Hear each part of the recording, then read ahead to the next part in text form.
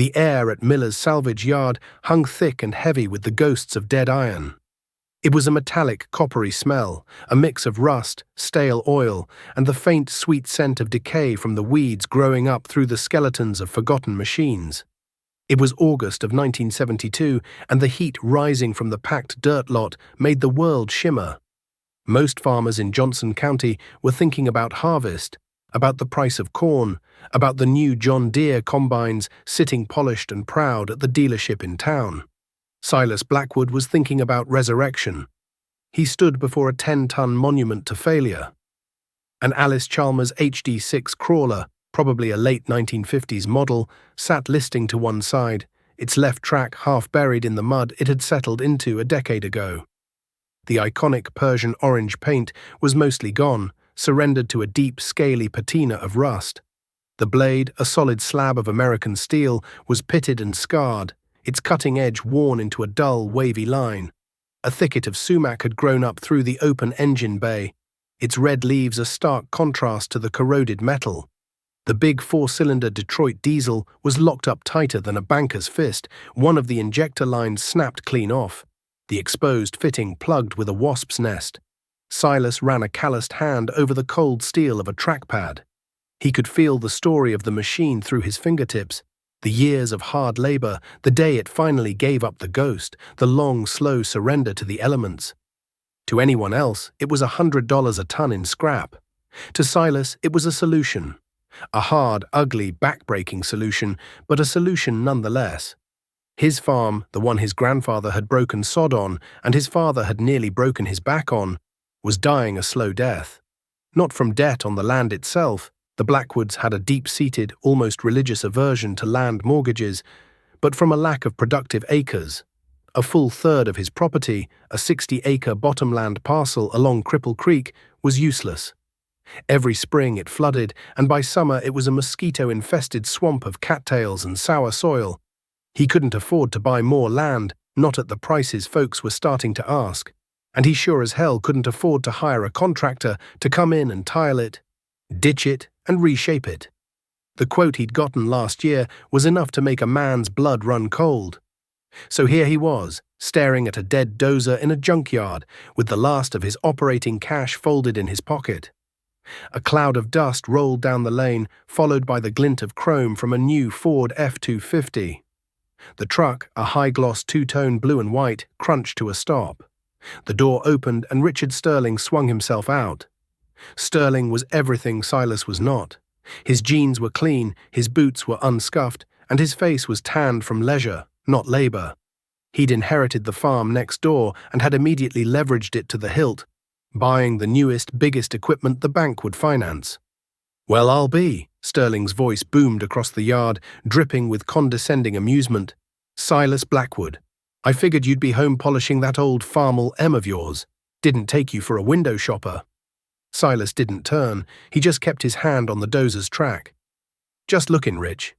Sterling sauntered over, kicking at a loose piece of scrap metal. He peered at the derelict HD6 and let out a short, barking laugh. "This thing? What, you planning on starting a museum for lost causes? I think Miller's got an old horse-drawn plow over there that'd fit right in." "It's got good bones," Silas said, his voice low and even. He didn't give Sterling the satisfaction of an argument. "Bones is all it's got, Silas," Sterling scoffed. "That engine's seized. Tracks are probably frozen solid. Look at that blade. You couldn't cut warm butter with that thing. You'd spend more getting it running than a new one costs." He puffed out his chest a little. "I just put a down payment on a brand new Case 1150, power shift transmission, turbocharged. Thing'll do more work in a day than this relic did in its whole life." Silas finally turned to look at him. He saw the pride in Sterling's eyes, the easy confidence of a man who signed papers and let other people worry about the numbers. "What's the bank getting for interest these days, Rich?" Sterling waved a dismissive hand. "Cost of doing business. You gotta spend money to make money, Silas. It's the modern age. This is just scrap iron. You're wasting your time." He clapped Silas on the shoulder, a gesture that was meant to seem friendly but felt like a shove. "You stick to your garden patch farming. Leave the real work to the big boys." With that, Sterling turned and walked back to his shiny new truck, leaving Silas alone again with the 10-ton heap of rust. The words stung, but they also hardened something inside him. Garden patch farming. The insult was meant to cut deep, to paint him as small, old-fashioned, a failure. Silas walked around the dozer one more time. He saw the grease zerks that hadn't seen a grease gun in 15 years. He saw the operator's seat, the vinyl split and rotted away, exposing the rusty springs. He saw the control levers, frozen in place by a decade of rain and ice. He saw a machine that had been worked to death and then abandoned. He felt a kinship with it. He walked up to the corrugated tin shack that served as Miller's office. Old Man Miller, a man who looked like he was assembled from spare parts himself, peered at him over a pair of greasy spectacles. "That old Alice," Silas said, his voice firm. "What'll you take for it?" Miller spat a stream of tobacco juice into a coffee can. "Scrap price, 100 a ton. She weighs about 10 ton, give or take. So $1,000. Silas's heart sank. He had 700. "It ain't worth scrap if I gotta haul it out of here in one piece," he countered. "And that engine's locked up. Might as well be a boat anchor." Miller chewed on the offer. "Tell you what, you get it out of my yard by the end of the week, and you can have it for 600. Cash." Silas didn't hesitate. He pulled the worn wad of bills from his pocket and laid it on the counter. The money represented his entire safety net for the rest of the season. It was fertilizer money, seed money for next year, repair money for his barla. Now it was dozer money. The logistics of moving it were a nightmare. He had to hire a local heavy hauler with a lowboy trailer, a cost that ate up his last $100 and forced him to promise a side of beef come winter. The winch on the truck strained and screamed as it dragged the dead weight of the HD6 up the ramps. The dozer's frozen tracks screeched in protest, gouging deep furrows in the hard-packed dirt of the salvage yard. Sterling, who had been negotiating with Miller for some steel plate, stopped to watch the spectacle, a wide, smug grin on his face. He didn't say a word, which was somehow worse than any insult he could have hurled. By the time they got the machine back to the Blackwood farm and unloaded it next to the barn, the sun was setting. It looked even worse on his own property, a massive orange corpse sitting in the place where his father used to park the grain truck.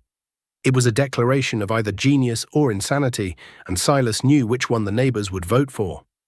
His wife, Mary, came out onto the back porch, wiping her hands on her apron. She looked at the dozer, then at Silas, her face a mixture of concern and unwavering trust that he cherished more than anything. "That's a big project, Si," was all she said. "It's our future, Mary," he replied, though looking at the silent, broken machine, his voice lacked the conviction he wished it had. That night, he couldn't sleep. He sat at the kitchen table with a cup of cold coffee, the weight of his decision pressing down on him. He had gambled the farm, his family's legacy, on a piece of junk that everyone else had thrown away. Before we get into the nuts and bolts of this resurrection, the long nights in the shop, the busted knuckles and the smell of penetrating oil, I want to ask you all something. Have you ever taken on a project so big, so seemingly impossible, that everyone around you called you a fool? Maybe it was a truck, a business, or a piece of land nobody wanted. Let me know down in the comments what it was and how it turned out. Because as of that August evening in 1972, Silas Blackwood was now the official fool of Johnson County, and his proving ground was a 10-ton heap of Alice Chalmers rust. The first order of business was the engine. Silas knew that if he couldn't make the heart of the beast beat again, the rest was just a waste of time. The HD6 was powered by a Detroit diesel 4-53, a two-stroke, four-cylinder engine known for being loud, reliable, and notoriously difficult to work on if you weren't familiar with them. And this one hadn't turned over since the Johnson administration. He started by clearing the nest of sumac and wasps, then spent the better part of a day pressure washing the accumulated grime and dirt off the engine block. Underneath the filth, he found more problems. The radiator was shot, the fins corroded, and the core leaking in a half-dozen places. The fuel lines were brittle as glass. The blower, a critical component on a two-stroke diesel, was seized. For the next week, he did nothing but soak every nut and bolt on that engine with penetrating oil.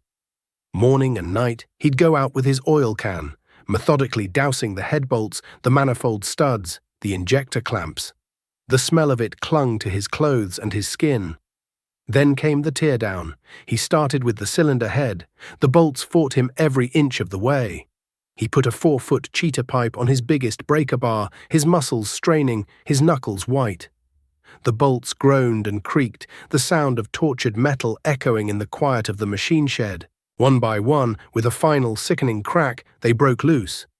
When he finally lifted the heavy cast-iron head off with his engine hoist, he saw the true extent of the damage.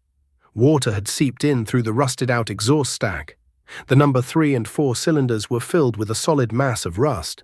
The pistons were fused to the cylinder liners, welded in place by a decade of corrosion. This wasn't a simple rebuild. It was an archaeological dig. He spent the next 2 months, the entire harvest season, in a frustrating cycle of heating, soaking, and hammering. He'd heat the block around the liners with a rosebud torch until it was almost glowing, then quench it with cold water, hoping the thermal shock would break the rust's grip. He built a custom press out of an old bottle jack and some scrap I-beams to try and force the pistons out. Nothing worked. He was fighting a losing battle against time and chemistry. The talk at the co-op coffee shop was merciless. "Heard Silas Blackwood's trying to get that old junker running," one farmer would say, stirring his coffee. "More like he's trying to beat it to death with a sledgehammer," another would chuckle. "Saw him out there the other day. Looked like he was losing the fight." Richard Sterling would sit in the corner booth, holding court. "Poor guy's got more pride than sense. He's missing the best corn prices we've seen in years because he's playing mechanic with a pile of scrap. I told him, you got to modernize. My new 4630 paid for itself in the first 100 acres I harvested." The scorn was a constant low-grade fever. When Silas went to town for parts, he could feel the eyes on him. The parts man at the Napa store would shake his head sympathetically when Silas came in asking for piston rings for a 30-year-old Detroit diesel. "Gonna have to order those, Si. Might take a while." The farm did suffer. While Silas was consumed by the dozer, other things fell by the wayside. A section of fence on the north pasture gave out, and he spent a full day rounding up a dozen steers that had gotten loose. His old Farmall M, neglected and overworked, blew a hydraulic line while he was trying to disc the North 40, spraying hot fluid all over the engine. It was another 2 days of work, another $100 he didn't have for new hoses and fluid. Mary never complained, but he could see the worry etched in the lines around her eyes. The pantry was getting a little bare. The bills were piling up on the desk in the office. One afternoon, the banker, Mr. Harris, paid him a visit. Harris was a soft man in a neat suit, and he looked deeply out of place, standing next to the greasy, half-disassembled engine hanging from Silas's hoist. "Silas," he began, his tone oozing with false concern, "we're just a little worried about you. Your operating loan payment is coming due. I see Mr. Sterling harvesting day and night. The yields are fantastic this year. Perhaps it's time we talked about a modernization loan, a new tractor, a bigger planter. We can roll your existing debt into it. Give you some breathing room." Silas wiped his greasy hands on a rag. "I'm not borrowing another dime, Mr. Harris. I'll make the payment." Harris looked from Silas to the rusted hulk of the dozer and back again. "With all due respect, Silas, this doesn't look like progress. It looks like a distraction. Rich Sterling is buying the old Miller place. He's expanding. That's the future of farming." "Rich Sterling's future is owned by your bank," Silas said flatly. "My future is right here." He slapped the engine block. "Paid for." The banker left, shaking his head. The conversation left a sour taste in Silas's mouth. He was more alone than ever. That night, defeated, he sat on an overturned bucket, staring at the seized pistons. He had tried everything. He was ready to give up, to cut the engine block up for scrap and admit that Sterling and everyone else had been right. Then he remembered something his father had told him once when they were trying to get a bearing off an old corn picker. "Son," he'd said, "sometimes brute force ain't the answer. Sometimes you gotta be patient. Let nature do the work." He went to the barn and came back with a bucket of used motor oil and a can of diesel fuel.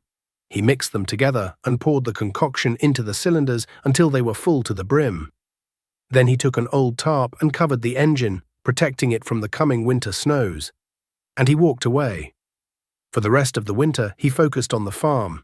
He split wood, mended fences, and rebuilt the carburetor on the farm all. He didn't touch the dozer. He let it sit, letting the oil and the diesel and the slow, relentless cycle of freezing and thawing work their magic on the rust. It was an act of faith. And it was all he had left. The first thaw of spring came in late March of 1973. The snow melted, the ground softened, and Silas went back to the machine shed. He uncovered the engine block and looked inside the cylinders. The oil mixture had seeped down, leaving a black, grimy film. He set up his press again, positioned the bottle jack over the number 3 piston, and started pumping the handle. For a moment, nothing happened. The I-beam frame groaned under the pressure, and then, with a sound like a gunshot, the piston broke free. It moved less than an inch, but it moved. A wave of triumph washed over Silas, so powerful it almost brought him to his knees. One by one, he worked the pistons, each one surrendering with a deafening crack until all 4 were finally free from their rusty prison. The heart of the beast was broken, but it was no longer seized. By the time the early 1970s agricultural boom hit full swing, Silas was still elbow-deep in Greece. The news was full of it. The Russians had bought millions of bushels of American grain. Prices for corn and soybeans were shooting through the roof. Land values were climbing so fast you could almost hear them humming. The government was encouraging farmers to plant fence row to fence row. The mantra from the Department of Agriculture, from the banks, from the equipment dealers, was loud and clear: get big or get out. Richard Sterling was getting big. He was the poster boy for the new era of farming. He bought the 80 acres to his west, signing the papers with a flourish. Then he bought another 40 to the south. His farm, once the same size as Silas's, was now more than double. To work all that new ground, he traded in his year-old John Deere 4630 for a brand new 4640, a machine with more horsepower, a quieter cab, and a price tag that made Silas's head spin. He put up 2 new grain bins, gleaming silver towers that dominated the skyline. He was farming the banker, just like he said, and the banker was more than happy to oblige, offering him ever larger lines of credit at what seemed like reasonable interest rates. When Sterling drove past Silas's place, he didn't honk and wave anymore. He'd just slow his new pickup down, look over at Silas grinding valves or fabricating a new radiator mount for the old dozer, and shake his head with a look of profound pity. Poor Silas, stuck in the past, tinkering with junk while the world moved on. Silas ignored it all. He had a singular focus. He found a machine shop in the next county that could bore the cylinders and turn the crankshaft. He spent weeks meticulously cleaning every part of that Detroit diesel, ordering new gaskets, bearings, and liners. He studied the thick, oil-stained service manual until he knew every torque specification by heart. The day he finally put it all back together was in late May. He had the engine mounted back in the dozer's frame, the fuel lines connected, the new radiator filled. He bled the fuel system, checked the oil, and climbed into the rusted operator's seat. He took a deep breath. This was it. Years of scorn, months of labor, every spare dollar he had. It all came down to this moment. He hit the starter button. The big starter motor groaned, turning the engine over slowly, painfully. 1 revolution, 2. It belched a puff of white smoke. He kept his thumb on the button. The engine turned faster, chugging, fighting for life, and then a single cylinder fired. Pop. Then another. Pop, pop. A cloud of thick black smoke erupted from the makeshift exhaust stack, blotting out the sun. The whole machine shook violently as the Detroit diesel roared to life, a deafening, angry, glorious sound.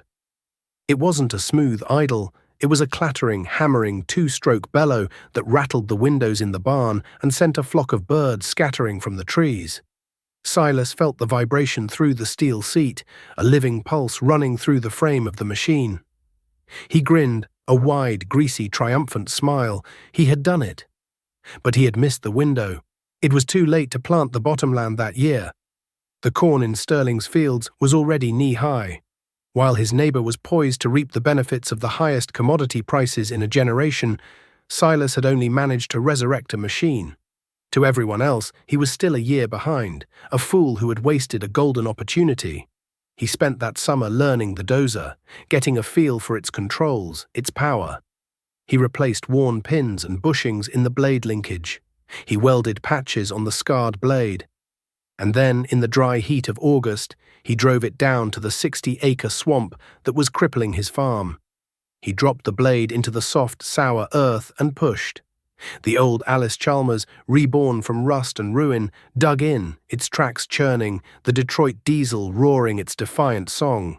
He began to cut the first drainage ditch, reshaping the land his grandfather had settled, paying for it not with a banker's pen, but with his own sweat and steel. Meanwhile, in town, Richard Sterling was at the bank again. He was signing the papers for another piece of land, another loan. Mr. Harris, the banker, was all smiles. "The sky's the limit, Rich," he said, sliding the loan agreement across the polished desk. "Prices are only going up." The interest rate on the new loan was a little higher than the last one, a full 9%. But in the frenzy of the boom, it seemed like a small price to pay for progress. Neither of them paid much attention to the whispers coming out of Washington about inflation, or the Federal Reserve's talk of tightening the money supply. The good times, they were sure, were here to stay. The summer of 1974 bled into the driest autumn anyone in Johnson County could remember. The sky, once a deep and generous blue, turned a pale, hazy brass. The corn, which had promised a record harvest, began to fire from the bottom up, its leaves turning a sickly, papery yellow. The relentless sun baked the black soil into a cracked, concrete-hard pan. Commodity prices, which had seemed destined for the moon, faltered and then began to slip. The talk at the co-op was no longer of expansion and new machinery. It was a low murmur of worry, of rain dances and prayers for a break in the weather. Silas worked the bottom land. The 60 acres he had drained and shaped with the HD6 were his salvation. Lying low along Cripple Creek, the soil there held its moisture, a deep, dark sponge against the drought. While his neighbors' upland fields withered, Silas's corn stayed green and healthy. He spent his days on the old Farmall M, cultivating, watching the sky. And in the evenings, he'd go over the dozer, greasing every fitting, checking the oil in the final drives, tightening the tracks. The machine was his partner now, a silent, powerful ally. He had even given it a fresh coat of Persian orange paint, and it sat by the barn not as a heap of junk, but as a proud working member of the farm. One afternoon, he was replacing a hydraulic hose on the dozer's blade lift cylinder, a simple job with 2 crescent wrenches and a $5 hose from the Napa store, when Richard Sterling's new 4640 tractor came limping down the road, leaving a thin, shimmering trail of hydraulic fluid on the blacktop. Sterling pulled into Silas's lane, the big tractor's engine sounding rough. He shut it down, and the sudden silence was deafening. Sterling climbed down from the quiet, air-conditioned Soundguard cab. His face was slick with sweat, his clean jeans now stained with oil. The swagger was gone, replaced by a deep, weary frustration. "She just quit on me," Sterling said, his voice tight, "right in the middle of the field. Transmission warning light came on, then I lost all my hydraulics. Can't lift the disc, can't do a damn thing." Silas wiped his hands on a rag and walked over. He looked at the puddle forming under the tractor's belly. It wasn't a simple leak from a hose, it was coming from deep within the transmission housing. "Looks like more than a loose fitting, Rich." "I know that," Sterling snapped, then immediately softened. "Sorry, it's just, the dealer says they can't get a mechanic out here for 3 days. 3 days. And they said it's probably the main hydraulic pump. Said it's a $1,200 part, plus labor. Said they'll have to split the tractor to get to it." Silas just nodded slowly. He knew what that meant. Splitting a tractor of that size was a massive job, a multi-day affair for a trained mechanic with specialized tools. It meant thousands of dollars in repairs, and worse, it meant downtime when time was the most valuable thing a farmer had. "I'm already behind," Sterling said, more to himself than to Silas. He kicked at a loose piece of gravel. "Fuel prices are up 30% since spring. Corn's down $1 a bushel. And now this. The payment on this thing is more than my whole mortgage used to be."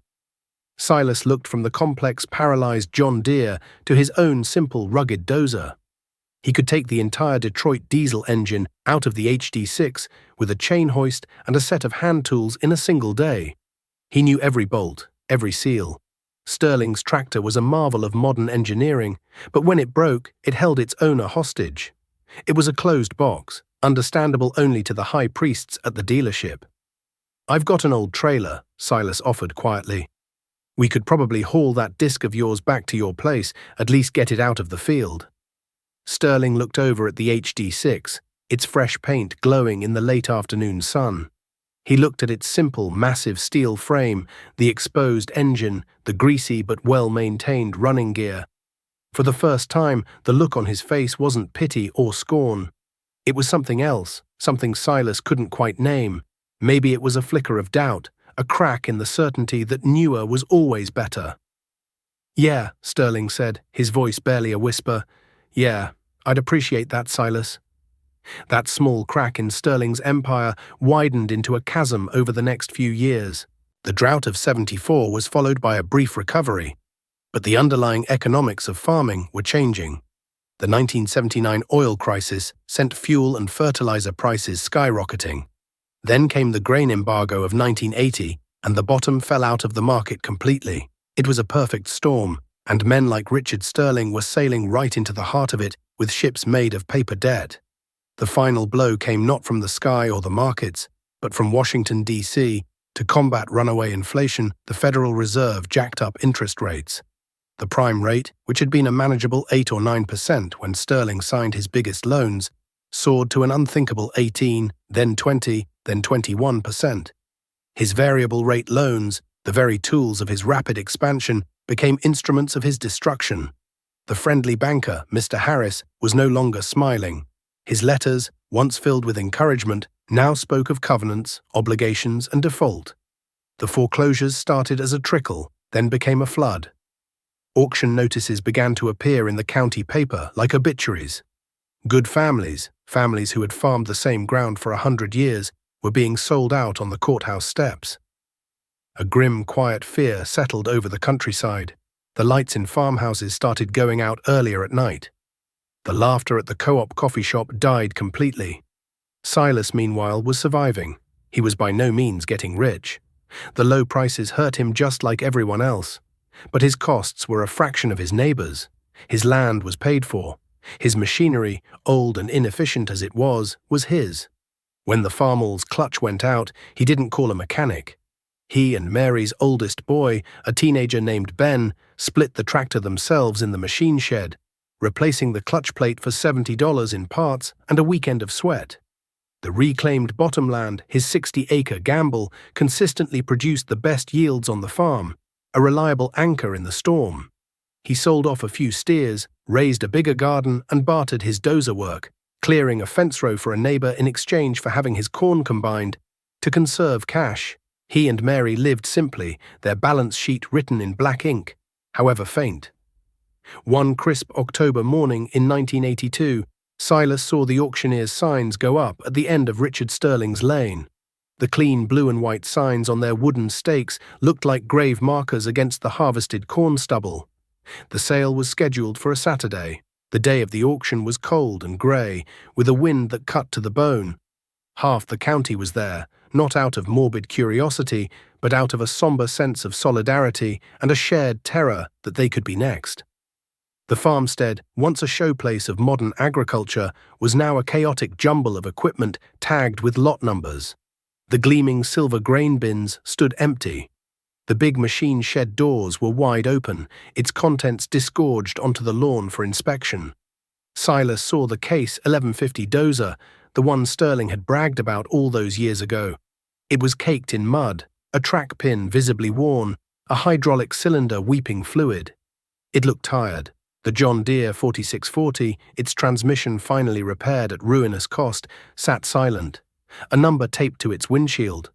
Planters, discs, combines, grain trucks, an entire lifetime of ambition and debt, were lined up, waiting for the auctioneer's gavel.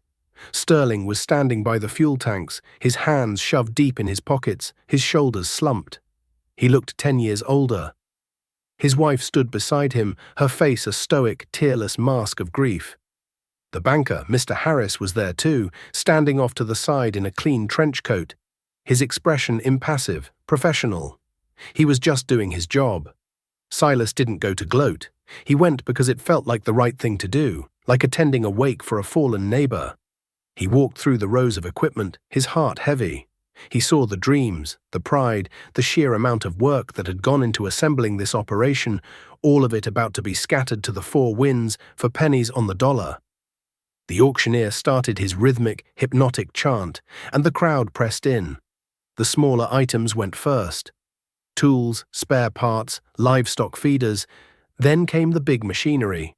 The 4640 sold for less than half of what Sterling still owed on it. The big international combine went for a song to a corporate farm from 2 counties over. Each fall of the gavel was like a hammer blow to Sterling's chest. Then they came to the land. The auctioneer announced they would sell it in parcels. First, the 80 acres to the west, then the 40 to the south. Finally, they came to the original homestead, the 160 acres that had been in the Sterling family since the late 1800s. A hush fell over the crowd. This was the heart of it all. Losing the expansion parcels was business. Losing the home place was soul. The bidding started low. A few neighbors made tentative offers, but the shadow of the bank's mortgage loomed over everything. The price stalled, well below what was needed to clear the debt. Mr. Harris stepped forward and had a quiet word with the auctioneer.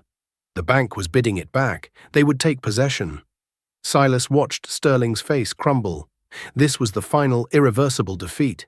In that moment, Silas didn't see the arrogant competitor who had mocked him in the junkyard.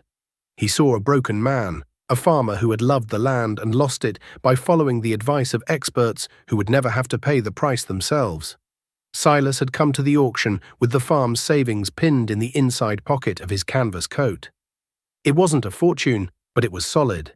It was the accumulated profit from years of low overhead, of making do, of resurrecting old iron instead of signing new loans.